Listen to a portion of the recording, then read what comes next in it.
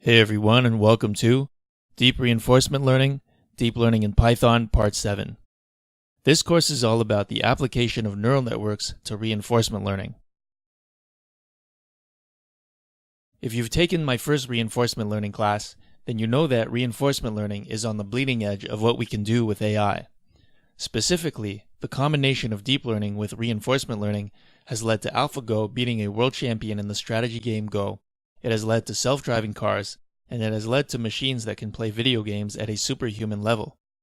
Reinforcement learning has been around since the 70s, but none of this has been possible until now. The world is changing at a very fast pace. The state of California is changing their regulations so that self-driving car companies can test their cars without a human in the car to supervise. We've seen that reinforcement learning is an entirely different kind of machine learning than supervised and unsupervised learning. Supervised and unsupervised learning algorithms are for analyzing and making predictions about data, whereas reinforcement learning is about training an agent to interact with an environment and maximize its reward. Of course, when it comes down to it, an agent sensing its environment is also data, but the way that it interacts with it is completely different. It's temporal, meaning that the data is treated as a sequence, and it's real-time, meaning that the agent acts in a way that affects the environment and hence it affects its next sensor readings. Unlike supervised and unsupervised machine learning algorithms, reinforcement learning agents have an impetus. They want to reach a goal. This is such a fascinating perspective. It can even make supervised and unsupervised learning seem boring in hindsight. Why train a neural network to learn about the data in a database when you can train a neural network to interact with the real world? While deep reinforcement learning and AI has a lot of potential, it also carries with it a huge risk. Bill Gates and Elon Musk have made public statements about some of the risks that AI poses to economic stability and even our existence. As we learned in my first reinforcement learning course, one of the main principles of training reinforcement learning agents is that there are unintended consequences when training an AI. AIs don't think like humans, and so they come up with novel and non-intuitive solutions to reach their goals, often in ways that surprise domain experts, humans who are the best at what they do. OpenAI is a non-profit founded by Elon Musk, Sam Altman, and others in order to ensure that AI progresses in a way that is beneficial rather than harmful. Part of the motivation behind OpenAI is the existential risk that AI poses to humans. They believe that open collaboration is one of the keys to mitigating this risk. One of the great things about OpenAI is that they have a platform called the OpenAI Gym, which we will be making heavy use of in this course. It allows anyone, anywhere in the world, to train their reinforcement learning agents in standard environments. One of the goals of my first reinforcement learning course was to set you up so that you'd be ready for the content in this course. At the same time, that course was massive by itself, so you can be sure that if you want to make sure you're ready for this course, there is a lot of prerequisite content you'll need to know and have experience with. In fact, I've dedicated an entire section of this course just to go over all the stuff you need to know and to review key principles. What else is in this course? After reviewing background fundamentals, we'll start building reinforcement learning agents for some select environments in the OpenAI Gym. This is a very different approach from my previous reinforcement learning course, where we built our own environments.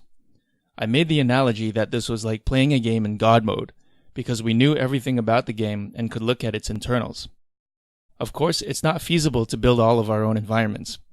That would amount to building our own video games, which is a task that can take years for just one game and an entire team of people. OpenAI Gym gives us a super simple standard interface to all of its environments, so there's not much thinking we have to do beyond understanding how to interface with it. In this course, we'll be training an agent in the cart pole task, also known as the inverted pendulum. This is a reinforcement learning classic. The goal is to balance a pole on top of a cart for as long as possible. We'll be training an agent for the mountain car task. This is another reinforcement learning classic. The goal is to apply the right force at the right time to get the car to the top of the mountain. The car by itself can't generate enough force to push itself up the mountain in one go, so it has to use momentum to swing itself to the top. One key insight about these tasks is that if an agent can learn to solve them, it is essentially learning physics. If it can learn physics, it can learn how to move about physically in the real world. Here's an example of one of the robots from Boston Dynamics, so you know this stuff really works. There are already companies out there doing it. After we look at cart pole and mountain car, we'll look at one or more Atari games. Playing video games is an essential step we must take in order to build intelligent agents for the real world. Video games contain a larger set of actions than cart pole and mountain car, and the states don't necessarily reflect full knowledge about the environment. For example, look at this picture from the game Breakout. Can you tell whether the ball is moving toward the paddle or away? It's not clear because this is a static image, and that's all the information we get from a state. So we'll see that sequence modeling becomes important. But that's enough about what environments we'll be looking at. What about the techniques you'll be learning? In my previous reinforcement learning course, we learned about 3 main techniques for solving Markov decision processes, or MDPs. These were dynamic programming, Monte Carlo, and temporal difference learning.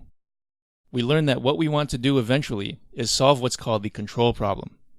That means learning the optimal policy so that whenever we're in a state, we take the best action based on that state. We learned that in order to find the optimal policy, one of the main ingredients is the optimal value function. We saw that by keeping a dictionary that maps states and actions to values, called a Q-table, we can eventually find the optimal policy by iteratively updating it based on experience. Then we saw that Q-tables aren't that useful because state spaces generally grow exponentially, and so we wouldn't be able to use them for anything but the smallest of games. We then looked at approximation methods which allow us to scale to large and possibly infinite state spaces. One key feature of the function approximators we use for reinforcement learning is that they are differentiable. In other words, we can train them using gradient descent, which you learned about in earlier deep learning courses. In my first reinforcement learning course, we stuck to linear models, but I stated that you could plug and play any kind of differentiable model, like a neural network. In this course, you'll learn that this is not necessarily the case. In fact, plugging in a deep neural network into the agents as we've been building them just won't work. You can get the syntax just right, and the neural network might appear to be approximating some function, but it just won't work as intended.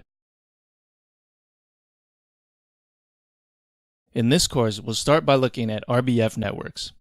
These are old school, but they work well in reinforcement learning. They also fit into the context of what we did in the last course, and so they provide a good stepping stone to the more advanced topics in this course. After we learn how to build an RBF network, we'll extend our knowledge of temporal difference learning. So far we know about TD0, but we'll see how the idea behind TD0 can be extended to n-step methods and the more general TD lambda. After that, we'll look at a method that uses not one, but 2 function approximators at the same time. In particular, we'll be using one neural network to learn the value function, and one neural network to learn the policy. This is called the policy gradient method. Lastly, we'll look at deep Q-learning. At first glance, it might seem like we've already done this, deep learning and Q-learning together. But you'll recall one of my earlier statements was that you can't just plug and play deep neural networks into the agents we've built as is. It's just not stable enough. There are a lot of tricks that researchers have figured out that allow us to use deep neural networks in reinforcement learning agents. One of these tricks is experience replay, which I gave you a clue about in my last course. The idea is that as an agent plays an episode, it gathers a set of state, action, reward triples. These form a data set, just like the kind of data set you would use in supervised learning. So you don't necessarily need to do stochastic gradient descent like we did in the last course, where you only follow the gradient for one sample at a time, but rather you can calculate the gradient with respect to multiple previous samples. This helps stabilize the cost and hence the gradient. There are a lot of other tricks we'll need in order to make deep Q-learning work, but you'll just have to wait and see to learn what they are. I'll see you in the next lecture.